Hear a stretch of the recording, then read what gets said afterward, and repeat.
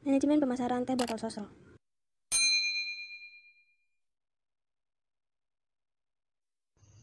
Sejarah perusahaan.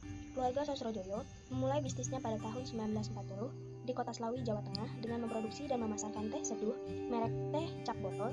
Selanjutnya pada tahun 1965, keluarga Sosrojoyo mulai memperluas bisnisnya dengan merambah ke Jakarta dengan melakukan strategi cicip rasa atau produk sampling ke beberapa pasar di Jakarta.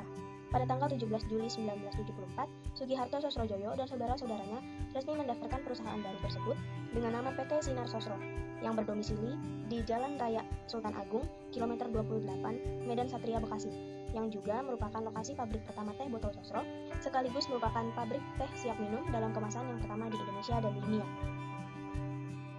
Pada awalnya, pemasaran teh dilakukan di pasar dengan cara memasak dan menyeduh teh langsung di tempat.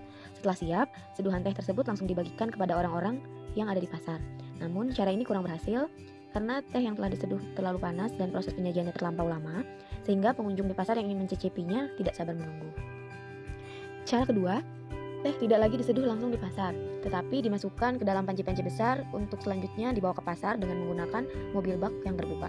Lagi-lagi cara ini kurang berhasil, karena teh yang dibawa tumpah selama perjalanan dari kantor ke pasar. Akhirnya muncul ide untuk membawa teh yang telah diseduh dan dikemas ke dalam botol yang sudah dibersihkan. Ternyata cara ini cukup menarik minat pengunjung karena selain praktis juga bisa langsung dikonsumsi tanpa perlu menunggu tehnya dimasak seperti cara sebelumnya. Pada tahun 1969 diputuskan untuk menjual minuman teh dalam kemasan botol secara massal dengan nama teh botol sosro. Nama teh botol diambil dari teh seduh merek teh cap botol yang saat itu sudah mulai terkenal di Jakarta, dan sosro dari nama keluarga pendirinya yakni Sosrojoyo. Marketing mix pada produk teh botol sosro. Yang pertama, produk.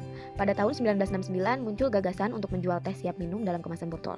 Dan pada tahun 1974 didirikan PT Sinar Sosro yang merupakan pabrik teh siap minum dalam kemasan botol pertama di Indonesia dan di dunia.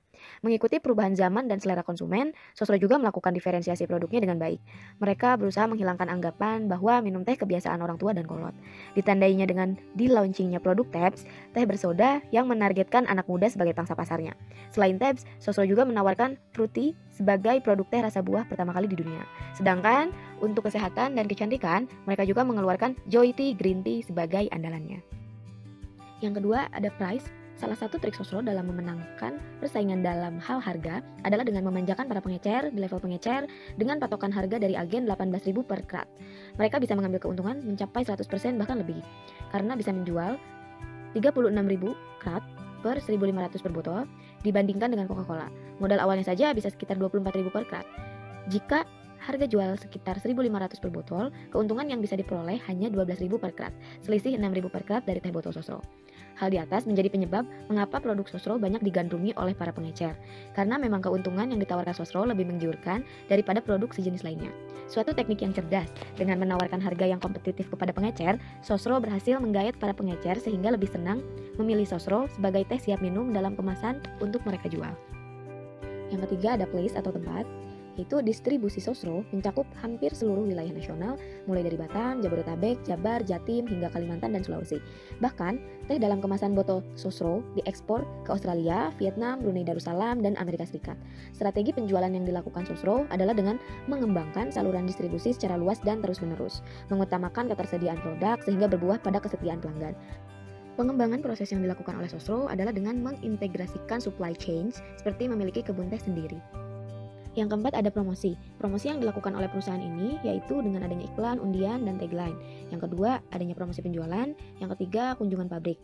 Dalam pencapaian PT Sinar Sosro saat ini ternyata tidaklah semudah yang dibayangkan.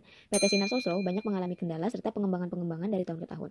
Pengembangan seperti adanya botol 1, botol 2, dan botol 3. Strategi yang dilakukan perusahaan PT Sinar Sosro. Yang pertama, PT Sinar Sosro sudah merambah pasar internasional dengan upaya mengekspor produk-produk dalam kemasan kotak dan kaleng ke beberapa negara seperti Malaysia, Singapura, Brunei Darussalam, sebagian Timur Tengah, Afrika, Australia, dan Amerika. Sosro dikenal memiliki jaringan distribusi yang sangat mengakar. Keputusan mengenai pergudangan dan pengendalian persediaan juga merupakan keputusan distribusi. Ketersediaan menjadi kunci sukses pemasaran. Pihak Sosro selalu memantau outlet-outlet Sosro dari pengaruh pesaing yang berniat menggantikan teh botol Sosro. Yang kedua, PT Sinar Sosro memiliki brand yang sangat kuat dengan ditonjolkannya kata-kata Sosro dalam produk teh botol Sosro yang menjadi daya tarik bagi konsumennya. Yang ketiga, PT Sinar Sosro memiliki filosofi yang sangat kuat tertanam di benak konsumennya dengan iklannya yang selalu menggunakan kalimat apapun makannya, minumnya teh botol Sosro. Dan yang keempat, PT Sosro melakukan segmentasi produk, targeting dan positioning